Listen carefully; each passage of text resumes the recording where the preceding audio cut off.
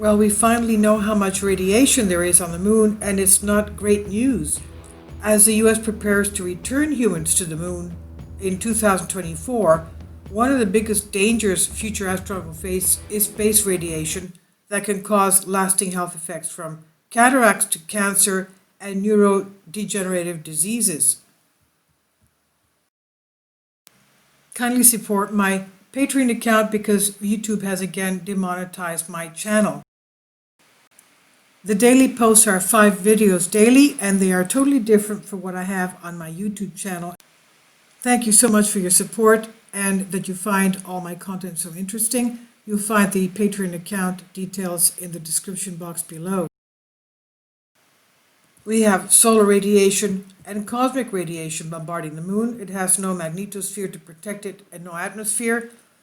Though the Apollo missions of the 1960s and 70s proved it was safe for people to spend a few days on the lunar surface, NASA did not take daily radiation measurements that would help scientists quantify just how long crews could stay.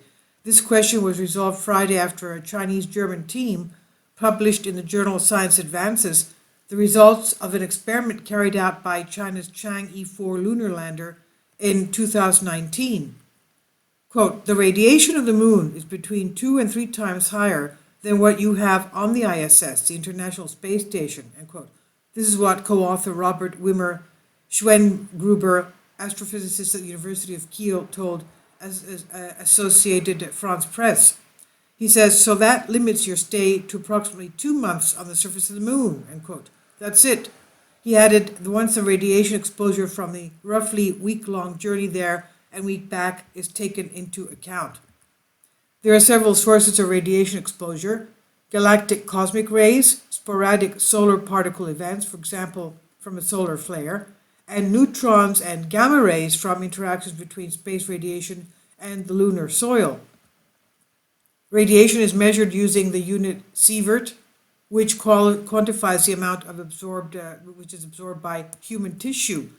The team found that the radiation exposure on the moon is 1,369 microsieverts per day.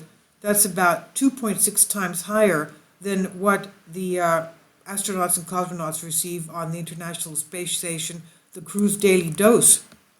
The reason for this is that the ISS is still partly shielded by the Earth's protective magnetic bubble, called the magnetosphere, which deflects most radiation from space.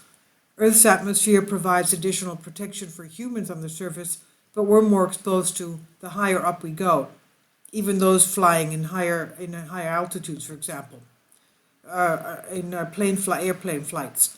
Now, Wimmer Schweingruber says the radiation levels we measured on the moon are about 200 times higher than on the surface of the Earth, and 5 to 10 times higher than on a flight from New York to Frankfurt.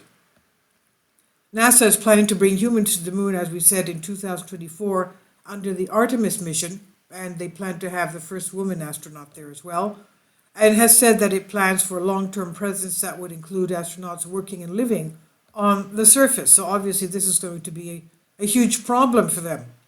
Now for Wimmer Schweinbarger, there is one workaround if we want humans to spend more time than 2 or 3 months. He said build habitats that are shielded from radiation by coating them with 80 centimeters at 30 inches of lunar soil.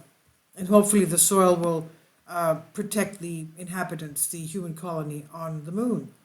This is on Science Alert by Associated France Press.